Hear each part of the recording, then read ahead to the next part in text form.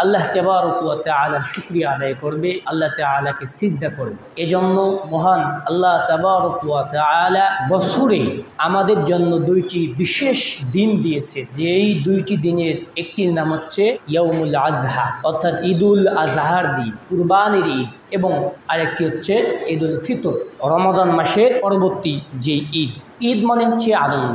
ঈদ মুসলমানদের মনে, মুসলমানদের পরিবারগুলোতে, মুসলমানদের পরিজনদের মধ্যে এমন একটা সুখময় বাতাস বয়ে দিবে, যেই সুখময় বাতাসে প্লাবিত হয়ে তামাম পৃথিবীর প্রত্যেকটি মুসলমান আল্লাহ তাবারক ওয়া তাআলার সামনে দণ্ডায়মান হবে, খুশি অবস্থায়, আনন্দিত অবস্থায় হয়ে আল্লাহ তাবারক ওয়া তাআলাকে সিজদা করবে। একেবারেই ভোরে উঠে, খুব সকালে উঠে মুসলমানে কাঁধে কাঁধ মিলিয়ে, পায়ে পা মিলিয়ে এক প্ল্যাটফর্মে এসে ঐক্যবদ্ধভাবে আল্লাহ তাবারক ওয়া তাআলাকে সিজদা করবে এবং প্রশংসা করবে। প্রিয় সুধীবৃন্দ, শুধু তাই নয়, আল্লাহ তাবারক ওয়া তাআলা এই দিনটির মধ্যে, এই দুই দিনের মধ্যে বিশেষ কিছু ইবাদত দিয়েছেন, বিশেষ কিছু শৃঙ্খলা, বিশেষ কিছু পদ্ধতি অবলম্বন করতে নির্দেশ দিয়েছেন, যেই পদ্ধতিগুলো কোনো মুসলমান অবলম্বন করতে পারলে, প্রতিপালন করতে পারলে মহান আল্লাহ তাবারক ওয়া তাআলার নৈকট প্রাপ্ত বান্দাদের সঙ্গে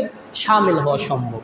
আল্লাহ তাবারক ওয়া তাআলা কোরবানি করার আমরা আগে নির্দেশটা জানবো। কোরবানি শাব্দিক অর্থ আল্লাহর জন্য স্যাক্রিফাইস করা, নহর প্রবাহিত করা। যে ব্যক্তি ইয়াউমুল আজহার দিনে শরিয়া নির্দেশিত বিষয়ে পথ পন্থা অবলম্বন করে আল্লাহ তাবারক ওয়া তাআলার জন্য, আল্লাহ তাবারক ওয়া তাআলাকে খুশি করার জন্য, তার নৈকট প্রাপ্ত হওয়ার জন্য তার প্রিয় বস্তুকে কোরবানি করলো, তার প্রিয় বস্তুকে জবেহ করলো, এটাই হচ্ছে মূলত কোরবানি।